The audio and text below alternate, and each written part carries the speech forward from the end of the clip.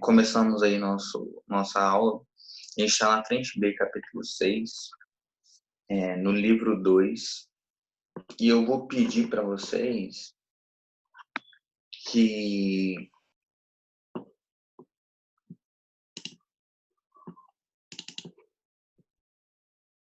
deem um ok no chat para a gente fazer o nosso controle de presença, tá bom? E dá um ok para todo mundo, não dá enviado para mim, porque senão não consigo ver depois, tá bom? Beleza.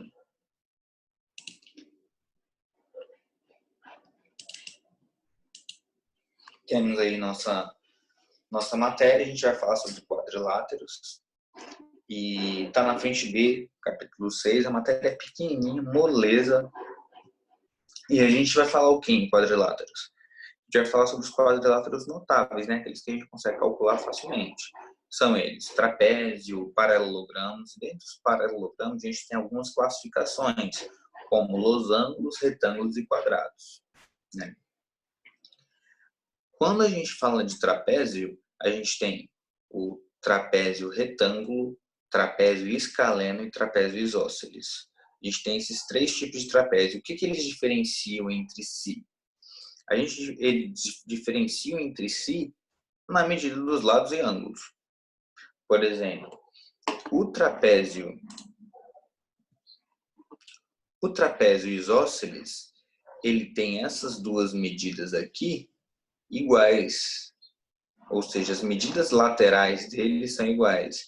E esses ângulos aqui, consequentemente, são iguais, e esses ângulos aqui, eles são iguais, ou seja, A igual a D e o ângulo B é igual ao ângulo C. E o segmento AB é igual ao segmento CD. Isso é um trapézio isósceles. Então, se eu pegar uma reta e fizer aqui, ó, seccionar essa partezinha aqui e seccionar essa partezinha aqui, esse pedaço aqui, ele vai ser necessariamente igual a esse pedaço aqui. Certo? Então, você consegue perceber que esse triângulo aqui, consequentemente, vai ser igual a esse triângulo aqui. No trapézio retângulo, a gente tem aqui a característica de um ângulo reto, tá vendo? Olha aqui, esse ângulo reto aqui vai ser a própria altura, né? E num trapézio a gente sabe que a gente tem sempre bases paralelas. Quem são as bases paralelas? No caso aqui, BC e AD. Nesse caso aqui, BC e AD. São as retas paralelas, ó. No trapézio escaleno, a gente tem que todas as medidas são diferentes e ele não possui o ângulo reto. Mas, ainda assim, possuem as bases paralelas, que no caso é BC e AD. Isso é muito importante saber. Num trapézio, as bases são paralelas. O que eu preciso saber do trapézio? Olha só. Eu tenho um teorema do trapézio que é a base média do trapézio. O que seria a base média? Se eu pegar esse segmento aqui, AD, e dividir por 2, assim como o segmento CB e dividir por 2, eu vou ter o ponto médio dele. O comprimento desse segmento MN vai ser a média entre DC e AB. É isso que está falando aqui. Que se eu tenho MN paralelo às bases AB e CD, então ele fala que é a semissoma. O que é semissoma? É a média. Você soma os dois e divide por 2. Não tem muito mistério, mas isso é muito importante para a gente utilizar nas nossas questões aí.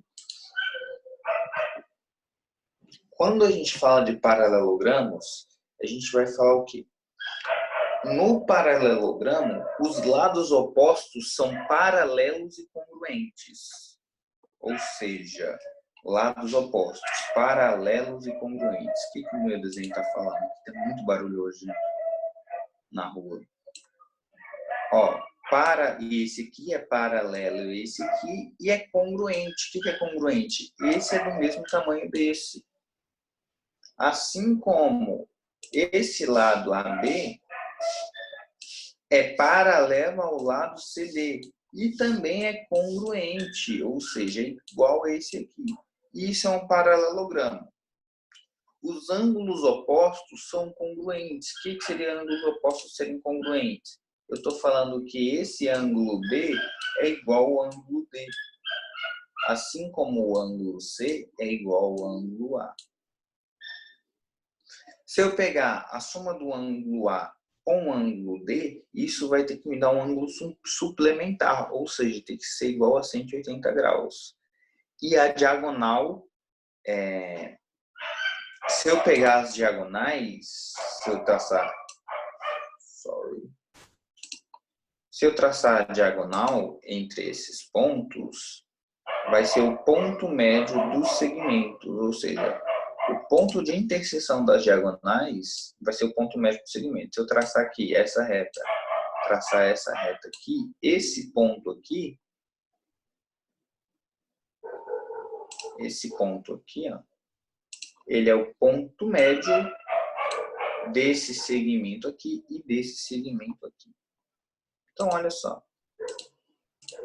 Por que eu preciso saber desse paralelogramo? Porque a gente tem algumas classificações. Um retângulo é um paralelogramo? Vamos verificar. Ele tem os lados paralelos. Então, BC é paralelo a AD e AB é paralelo a CD. E eles são iguais. Então, eu já vejo que o retângulo é um paralelogramo. E ele tem os ângulos todos iguais. O que caracteriza o retângulo é ter um ângulo reto. Por isso que ele chama retângulo. Né? Ele tem um ângulo reto. Né? Consequentemente, não só um ângulo reto. Os ângulos do retângulo são ângulos retos. No losango, você tem esse lado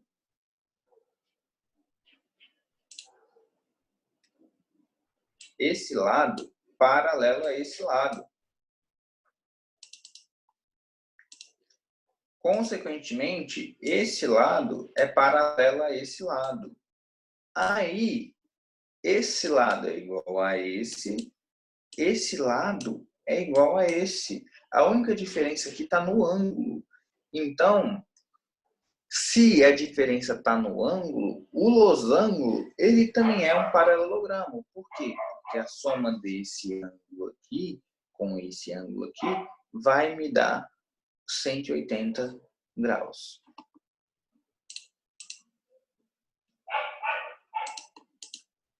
A gente tem ainda os quadrados, né? Os quadrados é bem simples. A gente, além do segmento aqui, todos os lados serem iguais e ter um ângulo reto, nessa interseção, no quadrado, forma um ângulo de 90 graus. Ou seja, que me facilita em muitas questões eu fazer o cálculo desse segmento aqui, da metade da diagonal. Né? E em 90% dos casos, eu vou precisar usar o quê? O teorema de Pitágoras para poder calcular esses valores. Aí ele faz assim, ó, podemos representar os conjuntos dos quadriláteros notáveis pelo esquema. Olha só, de paralelogramo, a gente tem esse maior aqui. Dentro do conjunto de paralelogramo, a gente tem os retângulos, que são aqueles que podem ter lados diferentes, lados adjacentes diferentes, com ângulo de 90 graus. Eu tenho os losângulos, que possuem lados diferentes, com ângulo de 90 graus, com um ângulo diferente de 90 graus, e o quadrado, ele está ali na interseção entre os retângulos e entre os losângulos, ele está ali no meio, ou seja, o quadrado, ele é a máxima restrição possível dos quadriláteros.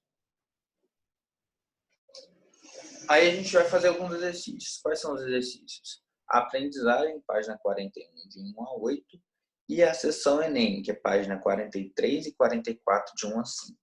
Gente, a matéria é super tranquila, pequenininha. A única coisa que a gente vai precisar fazer é identificar os tipos de figura.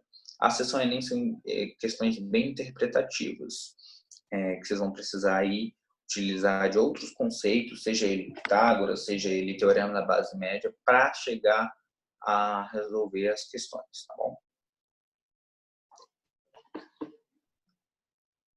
E esse é o capítulo B,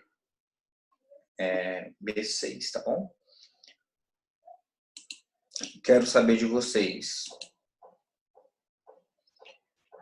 Vou encerrar essa gravação dessa aula.